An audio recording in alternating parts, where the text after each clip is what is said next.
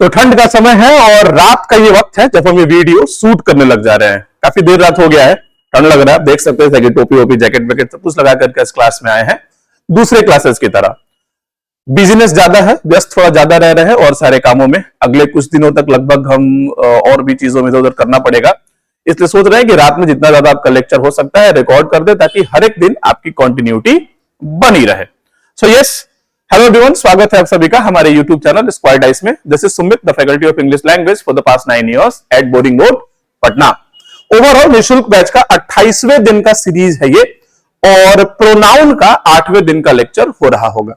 आखिरी क्लास में हमने पढ़ा था इंटेरोगेटिव और रिलेटिव प्रोनाउन। काफी इंटरेस्टिंग था।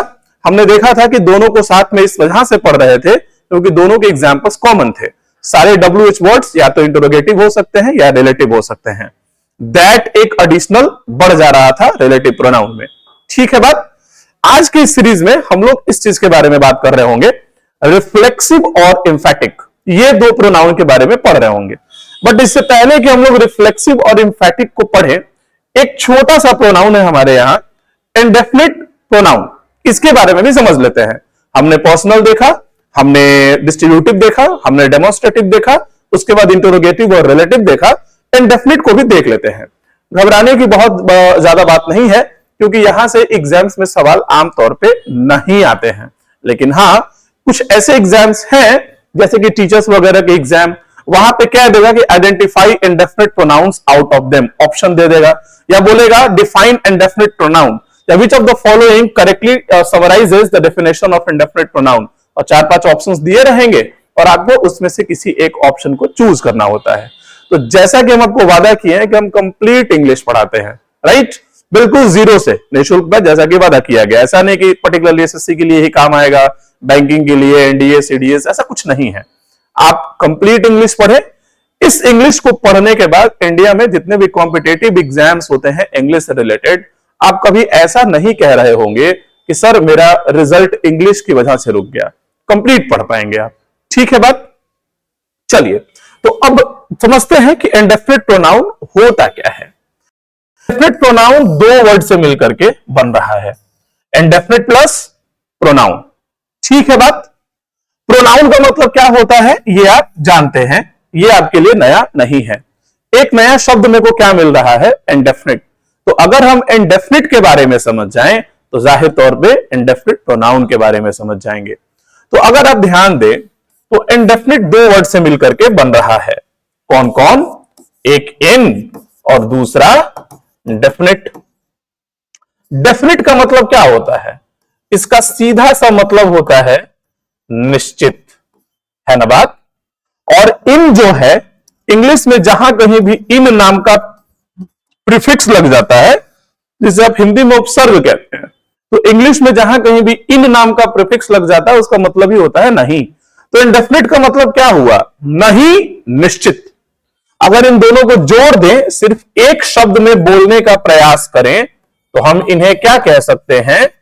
अनिश्चित। तो अनिश्चित प्रोनाउन, इंडेफिनिट प्रोनाउन। अब इसको इलेबोरेट करते हैं। ऐसा प्रोनाउन जो अनिश्चित हो, जो अनसर्टेन हो, जो नॉट नोन हो, जिसके बारे में आप कंप्लीटली श्योर नहीं है, उसे हम क्या कहते हैं? इंडेफिनिट प्रोनाउन कहते हैं। डेफिनेशन के लिहाज से देखें तो ऐसा शब्द जो ऐसे नाउन के बदले में आता है जो निश्चित नहीं होता है। ऐसा शब्द जो ऐसे नाउन के बदले में आता है जो निश्चित नहीं होता है, इंडेफिनिट प्रोनाउन कहलाता है। क्योंकि नाउन के बदले में आता है इसलिए प्रोनाउन कहलाता है, और निश्चित नहीं होता है वो नाउन, इस वजह से ये इंडेफिनिट कहलाता है। ये इसका डेफिनेशन है। अब अगर आप कुछ एग्जाम्पल के थ्रू समझने का प्रयास करें तो आइए हम लोग वो भी देखते हैं। जैसे ऑल, सम, मोर, मोस्ट, एनफ, ये सब इसके एग्जाम्पल्स हैं। आप नोट कर सकते हैं, एग्जाम में दे भी देगा और आप बता दीजिएगा। जैसे मान लो हम एक एग्जाम्पल लिख रहे हैं, enough is there in the bottle. हम क्या लिख रहे हैं? Enough is there in the bottle, ऐसा हम लिख दिए। अब देखो जरा सा, यहां से वर्ब वाला पार्ट है। सेंटेंस का शुरुआत किस चीज से होता है? सब्जेक्ट से होता है। तो एनफ किस प्लेस पे आ गया भाई? एनफ हमारा आ गया सब्जेक्ट के प्लेस पे। सब्जेक्ट क्या होता है? सब्जेक्ट या तो नाउन होता है या तो प्रोनाउन होता है, और कुछ नहीं हो सकता है। ठीक है बात? अब आप खुद बताओ कि क्या एनफ किसी नाउन का नाम सुना है आपने कि एनफ नाम का कोई नाउन होता है? एनफ इधर आओ। एनफ नाउन नहीं होता है। जब एनफ नाउन नहीं है तो ये एनफ क्या है? यहां पे प्रोनाउन है। तो इतना तो हमने प्रूफ कर दिया कि एनफ क्या है? प्रोनाउन। क्यों? क्योंकि सब्जेक्ट के प्लेस पे आ रहा है। सब्जेक्ट के प्लेस पे या तो नाउन आता है या प्रोनाउन, और कुछ भी नहीं आ सकता है कभी भी। और ये नाउन है नहीं तो प्रोनाउन ही होगा। अब मेरे को प्रूफ करना कि इंडेफिनिट कैसे है। अब देखो हम क्या कहते हैं कि enough is there in the bottle, कि बॉटल में काफी मात्रा में है। क्या है? बॉटल में पानी भी हो सकता है, बॉटल में दूध भी हो सकता है, बॉटल में कोई क्रीम भी हो सकता है, बॉटल में आप कोई ऑयल भी रख सकते हैं, बॉटल में आप पेट्रोल डीजल भी रख सकते हैं, घी भी रख सकते हैं, अलग अलग तरह की चीजें हो सकती हैं। You are not sure of that thing. Blood भी हो सकता है बॉटल में, इजंट इट? तो इसका मतलब जब ये नाउन के बदले में आया इसलिए प्रोनाउन है, और श्योरिटी नहीं है इसलिए इंडेफिनिट है। एक इसका एग्जाम्पल था, इंडेफिनिट प्रोनाउन का एग्जाम्पल था। उम्मीद करते हैं आप इंडेफिनिट प्रोनाउन समझ पा रहे हैं। ठीक है बात? इतना ही जानना है इसमें, और कुछ जानने की जरूरत नहीं है। मेन जो एजेंडा है हमारा आज के क्लास का, वो देखते हैं रिफ्लेक्सिव और एम्फैटिक, कि सर ये क्या होता है। रिफ्लेक्सिव और एम्फैटिक, इसके बारे में देखने का प्रयास करेंगे। यहां एक टेबल हम बनाए हैं, बट टेबल पे बाद में आएंगे। पहले हम लोग देख लेते हैं और सारी चीजें नॉर्मली डिफाइन करके इसको देख लेते हैं, फिर बात करेंगे। देखो क्या नाम है, पहले हम रिफ्लेक्सिव के बारे में बात करेंगे और फिर हम आएंगे एम्फैटिक पे। रिफ्लेक्सिव प्रोनाउन, ये तो आप समझ ही रहे हैं, दो वर्ड से मिलकर बन रहा है, रिफ्लेक्सिव प्लस प्रोनाउन। प्रोनाउन का डेफिनेशन आप समझते हैं, जो नाउन के बदले में आता है, ये आप जान चुके हैं। नया वर्ड मेरे को क्या मिला? रिफ्लेक्सिव। आपको याद होगा डे 1 से हम लोग ऐसे ही पढ़ रहे हैं। जो भी नई चीजें हमारे सामने आ रही हैं, हम सिर्फ उसका मतलब जानने का प्रयास कर रहे हैं, और फिर सारी चीजें खुद ब खुद क्लियर हो जा रही हैं। तो अगर मेरे को एक नया वर्ड रिफ्लेक्सिव मिला और हम इस रिफ्लेक्सिव के बारे में समझ ले, तो जाहिर तौर पे रिफ्लेक्सिव प्रोनाउन के बारे में भी समझ लेंगे। तो देखते हैं।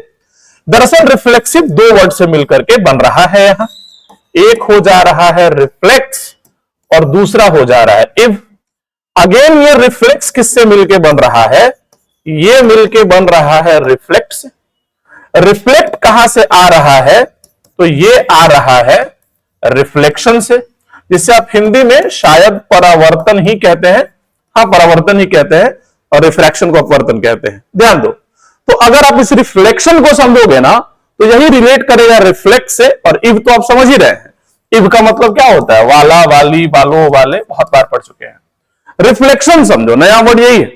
तो रिफ्लेक्शन हमने पढ़ा है फिजिक्स वाले में कि इट इज अ फिनोमिनन। ये एक फिनोमिना है, ये एक प्रक्रिया है, प्रोसेस है, जिसमें कोई वेव किसी मीडियम से निकलती है, कहीं टकराती है, और टकरा के उसी मीडियम में वापस चली आती है।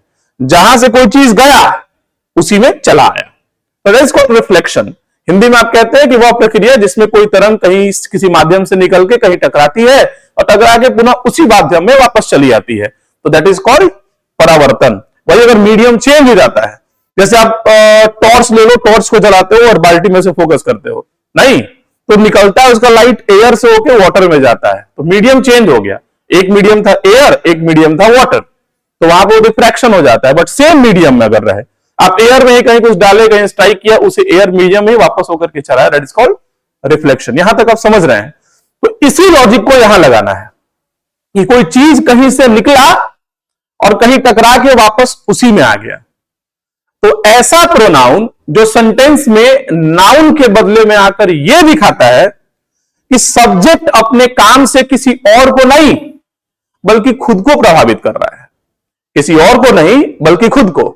आमतौर पे सब्जेक्ट ने काम किया, कोई और प्रभावित हो गया, बट यहां क्या होगा? सब्जेक्ट काम किया, उसका प्रभाव भी सब्जेक्ट पर ही पड़ गया, रिफ्लेक्ट हो गया उसके एक्शन का इफेक्ट। जैसे मान लीजिए आप कहते हैं ना, आप कहते हैं राम किल्ड रावण, है ना? तो ये किल नाम का एक्शन किसने किया? राम ने। लेकिन प्रभावित कौन हो रहा है? रावण हो रहा है ना बात? लेकिन इसी में मान लो हम कह रहे हैं I teach my self. Confuse मत होना, जिसने एक्शन किया प्रभाव उसी पे पड़ेगा। यहां किल राम ने किया था बट प्रभाव रावण पे पड़ा था, 10 सिर लेके हा कर रहा था, अभी नीचे गिरा हुआ है। लेकिन यहां देखो, I teach my self, teach नाम का एक्शन कौन कर रहा है? जाहिर तौर पे आई कर रहा है, और पढ़ा किसको रहा भाई? माई सेल्फ, खुद ही को पढ़ा रहा है। मतलब सब्जेक्ट भी आई है और ऑब्जेक्ट भी आई है। तो यहां से आप ये बात समझ सकते हैं कि ऐसा प्रोनाउन जो सेंटेंस में नाउन के बदले में आकर के यह दिखाने का प्रयास करता है कि सब्जेक्ट अपने एक्शन से किसी और को प्रभावित ना करके खुद को प्रभावित करता है, यानी कि सब्जेक्ट एंड ऑब्जेक्ट दोनों सेम हो जाते हो, तो उसे हम क्या कहते हैं? रिफ्लेक्सिव। अब एम्फैटिक का डेफिनेशन समझ में आ जाएगा कि अगर सब्जेक्ट और ऑब्जेक्ट डिफर कर जाए, दोनों अलग अलग हो, तो क्या हो जाएगा? एम्फैटिक। सब्जेक्ट ऑब्जेक्ट सेम होंगे तो रिफ्लेक्सिव, और अगर अलग अलग हो जाएंगे तो एम्फैटिक। जैसे इसको और देखने का प्रयास करते हैं हम लोग। एग्जाम्पल, सेम होगा सब्जेक्ट और ऑब्जेक्ट तो क्या हो जाएगा? रिफ्लेक्सिव, और अलग हो जाएगा तो एम्फैटिक। जैसे देखो, अभी हम क्या लिखे थे? आई टीच माई सेल्फ, तो टीच नाम का एक्शन किया आई ने, और किसको? माई सेल्फ को। तो यहां पे एस और ओ बराबर हो गया। लेकिन यहां देखो, हम एग्जाम्पल एक और लिख रहे हैं। हम लिख रहे हैं आई माई सेल्फ, अभी हम डेफिनेशन समझा रहे हैं, फिर ट्रिक भी दे देंगे आपको।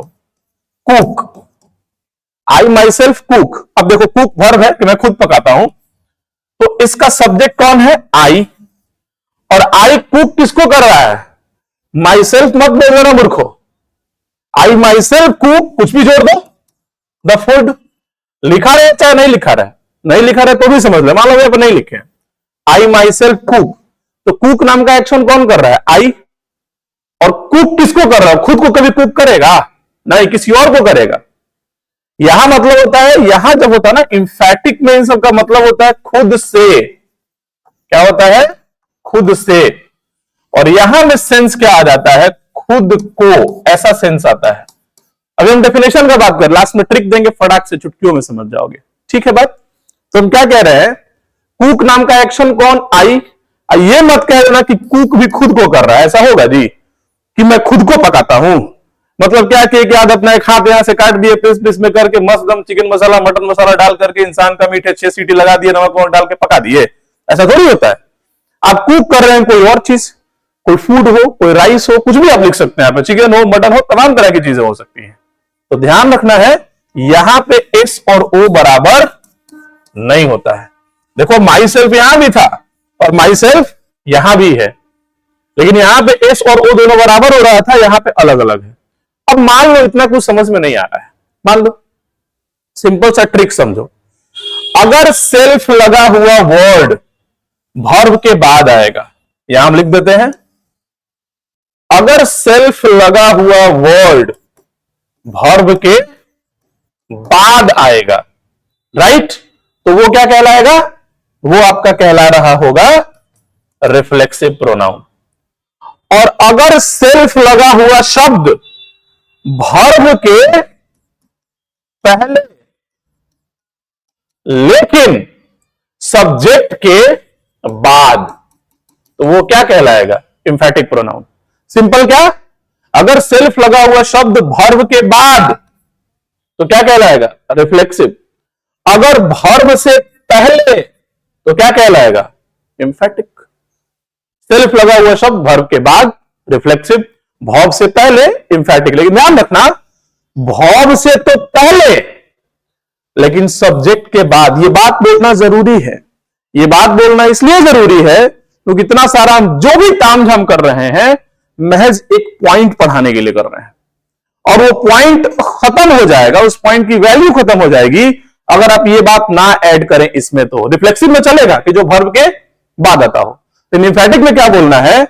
वर्ब से तो पहले लेकिन सब्जेक्ट के बाद, उसे हम क्या कहेंगे? एम्फैटिक प्रोनाउन कहेंगे। आइए जरा सा अब यहां जो डायग्राम बनाए थे हम लोग, वहां से देखते हैं। यही डायग्राम हम बना करके रखे हैं। क्या हो जाता है भाई कि ऐसा जब सेंटेंस में सब्जेक्ट और ऑब्जेक्ट दोनों क्या हो जाए? दोनों का दोनों हमारा सेम हो जाए तो हम क्या कहते हैं? रिफ्लेक्सिव। और दोनों सेम ना हो तो क्या कहते हैं? इंफेटिक। एग्जाम्पल आप देख रहे हो, I teach my self. Teach कौन कर रहा है? आई। किसको कर रहा है? खुद को। एस और ओ दोनों बराबर है। ये आई हमारा एस था, माई सेल्फ हमारा ओ था। लेकिन यहां पे क्या हो रहा है भाई? आई माई सेल्फ कुक। कुक नाम का एक्शन कौन कर रहा है? आई, सब्जेक्ट है। लेकिन ये माई सेल्फ को ऑब्जेक्ट मत कह देना, खुद को नहीं पका रहा है, किसी और चीज को पका रहा है। तो यहां से आप ये समझ सकते थे, एस और ओ बराबर तो रिफ्लेक्सिव, नहीं बराबर तो इंफेटिक। एक पॉइंट, खुद को प्रभावित करे सब्जेक्ट अपने काम से तो रिफ्लेक्सिव, किसी और को प्रभावित करे तो इंफेटिक। जैसे हम यहां पे मान लो फूड लिख दिए, तो किसको कुक किया जा रहा है? फूड को। प्रभावित कौन हो रहा है? फूड। एक तरीका वो हो गया, एक तरीका ये हो गया। और सबसे इंटरेस्टिंग तरीका आपने क्या सीखा? आपने बड़े ही आसानी से सीख लिया कि अगर सेल्फ लगा हुआ शब्द क्या होगा भाई? वर्ब के बाद होगा। अगर सेल्फ लगा हुआ शब्द वर्ब के बाद होगा तो रिफ्लेक्सिव कहलाएगा, और अगर सेल्फ लगा हुआ शब्द वर्ब के तो पहले लेकिन सब्जेक्ट के बाद होगा तो वो एम्फेटिक कहलाएगा। तीन तीन पैरामीटर डेफिनेशन के हिसाब से, जब सब्जेक्ट अपने काम से खुद को प्रभावित करे तो दैट इज कॉल्ड रिफ्लेक्सिव, किसी और को प्रभावित करे एम्फेटिक। ये एक पॉइंट। सब्जेक्ट ऑब्जेक्ट दोनों बराबर हो जाए तो रिफ्लेक्सिव, दोनों डिफर कर जाए एम्फेटिक। ट्रिक से क्या सीखा आपने? अगर सेल्फ लगा हुआ शब्द वर्ब के बाद आए, क्योंकि सेल्फ लगा हुआ शब्द दो ही चीज हो सकता है, समझ रहे हो ना? इन दोनों को साथ में पढ़ने का रीजन ही ये है कि दोनों का एग्जाम्पल कॉमन है। तो सेल्फ लगा हुआ शब्द या तो रिफ्लेक्सिव या तो एम्फेटिक। तो अगर सेल्फ लगा हुआ शब्द वर्ब के बाद आ जाए, टीच हमारा वर्ब है, तो क्या कहलाएगा? रिफ्लेक्सिव कहलाएगा। और अगर सेल्फ लगा हुआ शब्द कुक हमारा वर्ब है, वर्ब के तो पहले लेकिन सब्जेक्ट के बाद आ जाए तो एम्फेटिक। इतना बात क्यों की ये पता है? सिर्फ एक छोटा सा बात समझाने के लिए, और इससे रिलेटेड पॉइंट को पढ़ाने के लिए मुश्किल से 15 से 20 सेकंड मेरे को लगता है पढ़ा के निकल सकते थे। यहां से एक बहुत इंटरेस्टिंग रिजल्ट निकल करके सामने आता है। क्या आता है वो देखो। रिजल्ट ये निकल, आप खुद भी देखो। मेरे को एक बात बताओ, जैसे वीडियो पॉज करके, कि क्या सेल्फ लगा हुआ शब्द कभी भी सेंटेंस के शुरू में आ सकता है क्या? सोचो जरा सा।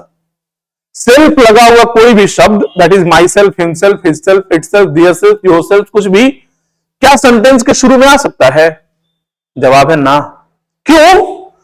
क्योंकि अगर वो रिफ्लेक्सिव होगा तो वर्ब के बाद आएगा, तो शुरू में कहां आया? नहीं आया। अगर एम्फेटिक होगा तो वर्ब से पहले आएगा, ठीक है, लेकिन सब्जेक्ट के तो बाद आएगा।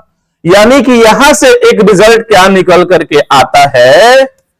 Neither RP, that is reflexive pronoun, पीछे रिलेटिव प्रोनाउन पढ़े थे, कंफ्यूज मत होना, nor EP can be the starter of a sentence.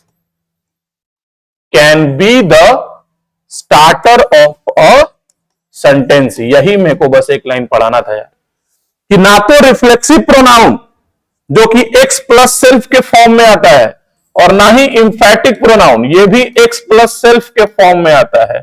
दोनों में से कोई भी कभी सेंटेंस का स्टार्टर नहीं हो सकता है। तो एग्जाम में क्वेश्चन क्या आएगा, उसके लिए एक ही बात समझना था, जो हम बोले कि 10 से 15 सेकंड में खत्म हो जाएगा, कि सेल्फ लगा हुआ वर्ड कभी भी सेंटेंस के शुरू में नहीं आएगा। अगर सेल्फ लगा हुआ वर्ड सेंटेंस के शुरू में आता है तो वो एरर है। कैसे? आइए सीजीएल 2017 का एक क्वेश्चन देखते हैं और समझने का प्रयास करते हैं। 2017 सीजीएल का सवाल है ये। क्या लिखा हुआ है? Myself and Roshni will take care of the event on Sunday. जितना भी क्वेश्चन देते हैं आपको हम, वो सारा का सारा प्रीवियस ईयर क्वेश्चन होता है, पूछा हुआ होता है। क्वेश्चन मतलब मॉडल क्वेश्चन नहीं होते हैं, राइट? मॉडल क्वेश्चन के लिए हम लास्ट में जब चैप्टर खत्म होता है तो डिस्कशन करवाते हैं, अलग चीज है। इन क्लास में हम TIQ इस फॉर्मूले के हिसाब से पढ़ाते हैं। T मतलब पहले हम थियरी बताते हैं बच्चों को, उसी समय एग्जाम्पल्स के थ्रू I फॉर इलस्ट्रेट करते हैं, और फिर Q फॉर क्वेश्चन देते हैं। और ये क्वेश्चन कैसा होता है? PYQ होता है। फिर चैप्टर खत्म होगा तब तो डिस्कशन करवाएंगे बहुत सारा। तो यहां पे एक चीज देखो, एरर आपको डायरेक्ट समझ में आ गया। हम क्या बोले थे? सेल्फ लगा हुआ वर्ड कभी भी सेंटेंस के शुरू में नहीं आएगा।